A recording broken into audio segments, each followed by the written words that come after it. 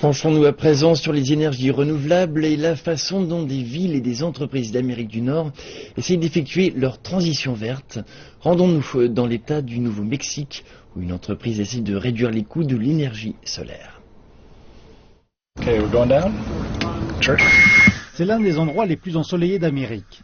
Le soleil brille plus de 300 jours par an à Albuquerque. C'est pourquoi l'énergie solaire est une si grande affaire ici.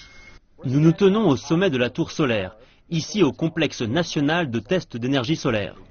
Cliff Howe, du laboratoire national américain Sandia, nous a amenés à 60 mètres au-dessus du sol pour un aperçu de près de la forme la plus chaude d'énergie solaire, littéralement. Ces héliostats vont passer par la zone d'exclusion du côté est de la tour. Prière de rester hors de la zone pendant les prochaines minutes.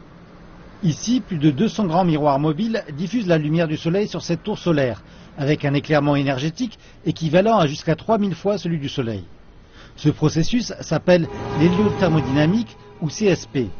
Un passage en ascenseur suffit à apercevoir le récepteur de particules tombantes qui emmagasine toute cette énergie thermique, à la différence d'un système photovoltaïque qui convertit directement la lumière du soleil en électricité.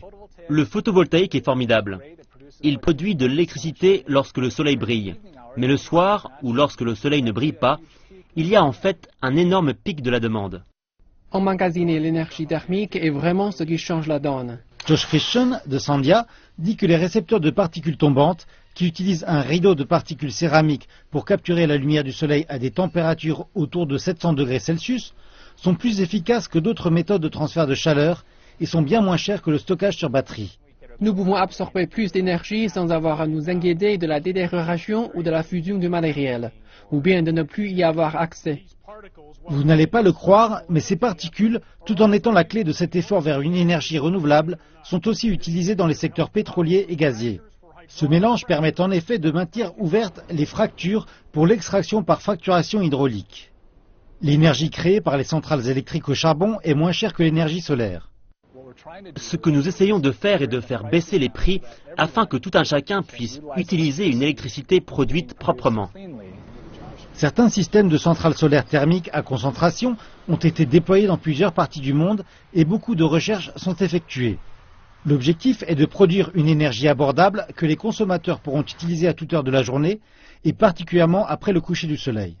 Les récepteurs de particules deviennent à la mode. Cliff Howe pense que cette forme d'énergie renouvelable a un solide avenir commercial devant elle.